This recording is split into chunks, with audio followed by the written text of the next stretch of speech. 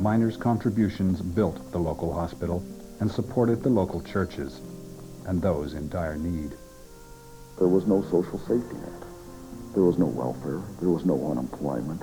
There were no benefits or Medicare of any kind available to these men. And when they did fall sick, they were entirely dependent on the generosity of their fellow miners. The society that evolved at Barkerville was one of known benevolence. So when a husband died in a mining accident, they would make sure that the widow had some funds to live on. For Billy Barker and other miners who could afford it, leisure activities in early Barkerville consisted of boxing matches, horse races, drinking, and gambling. One card game was played for the benefit of the church, and the unfortunate winner had to attend. Parson's poker is simply a poker game where the pot of that particular hand is given to the church. I suppose that was, in a way, absolving themselves of the evils of gambling. You know, somehow that money would buy them a place in heaven. Who knows?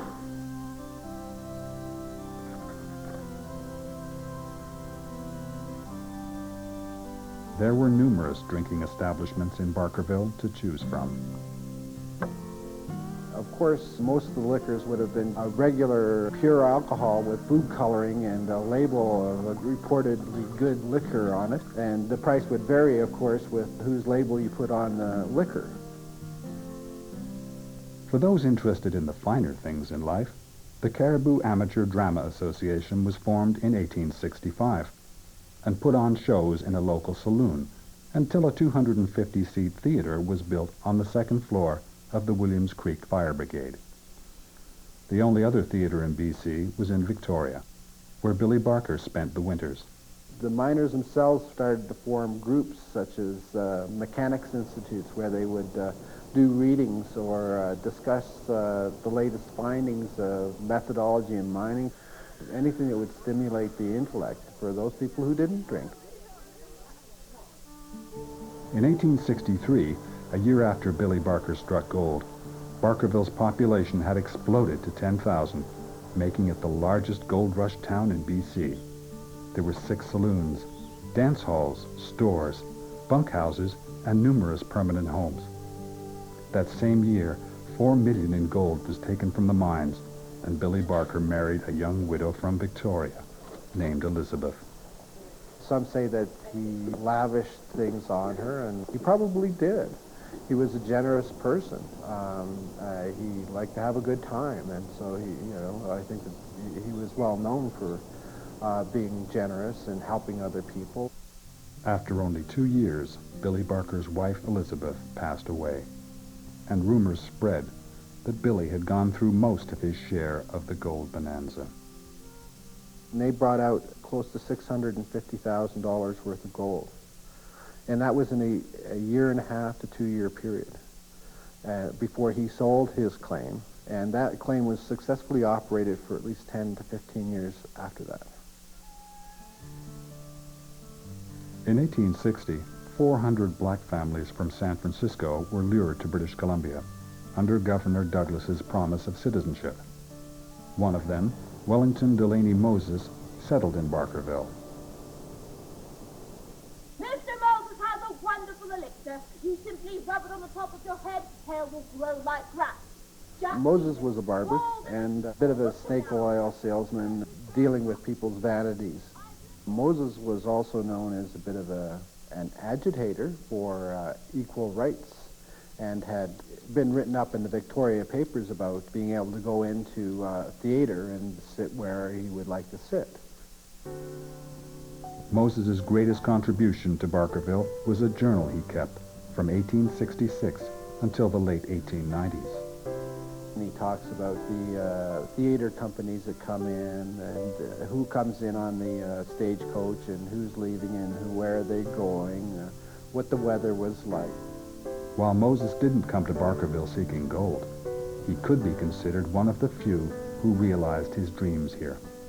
Although there was people who may have carried their prejudices from the United States or the southern United States, it was not necessarily accepted here, so that anybody putting forward racist behavior would not necessarily be accepted themselves.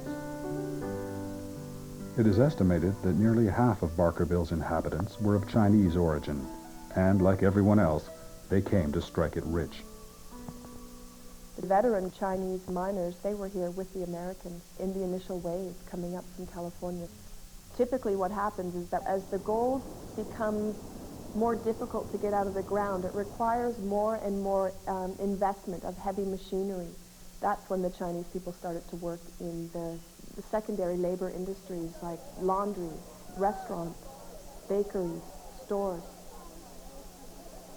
Here in Barkerville, there are a number of Caucasian homes in what is called Chinatown, up in the far end of town, and there were Chinese businesses that existed in the non-Chinatown section of Barkerville, which to me indicates that there was a little bit more tolerance in the small communities.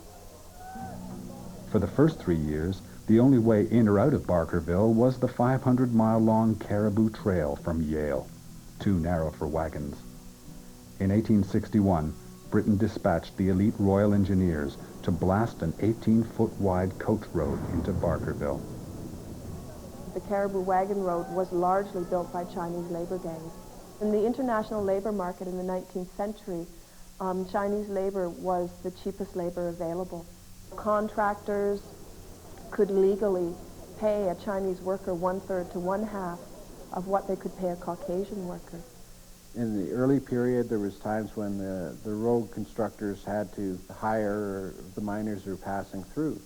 If somebody up the river had discovered gold and people went, oh, well, this is going to be easy pickings, I'm out of here. They would not want to work, and they would go off to try and find the gold. And that was why they were there in the first place. Unable to secure a good gold claim, one of them, Francis Barnard, began carrying letters for $2 apiece from Yale into the Caribou. The first 2 trips that Francis Barnard made to Barkerville, he walked 450 miles over rough country, and through that walking he became a trusted individual, and he moved from walking to a horse. And with the completion of the Caribou Wagon Road in 1865, Barnard began running stagecoaches into Barkerville. The Barnard Express took 5 days and nights and cost $130 to make the run from Yale to Barkerville.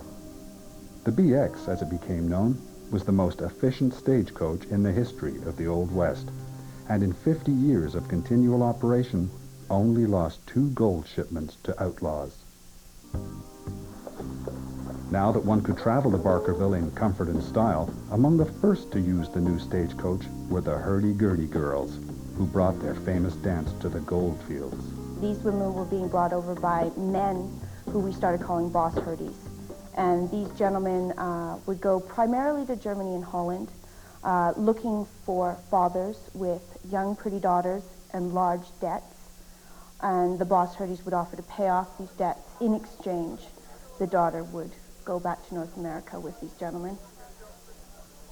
It's said that the boss hurdies often made up to 1,000% of the original outlay that they put out for these women. Barkerville's predominantly male population flocked to the hurdy-gurdy girls, who charged $1 a dance. Their most popular dance? The ringing of the bells, also known as the ceiling dance. Miners would take the hurdy by the waist, very gently start to swing them from side to side. The destination for this dance was to get these women's feet to go all the way up and touch the ceiling. And of course, when those feet go up, the hoops got nowhere to go but down. Their knickers would be split from stem to stern, so that when they did get flipped upside down, you would see more than just knickers. A Caribou Sentinel article defended the hurdy-gurdy girls as unsophisticated maidens who, morally speaking, are not what they are generally put down for. In the California gold rush of 1849, the hurdies were perhaps prostitutes. We have no documentation saying that that's what they did here. Most of the girls, from what we understand, just danced, and many of them got married very quickly. With families putting down roots, Barkerville began evolving into a true community. But one miner's attempt to kiss a herdie in 1858 would almost destroy the town.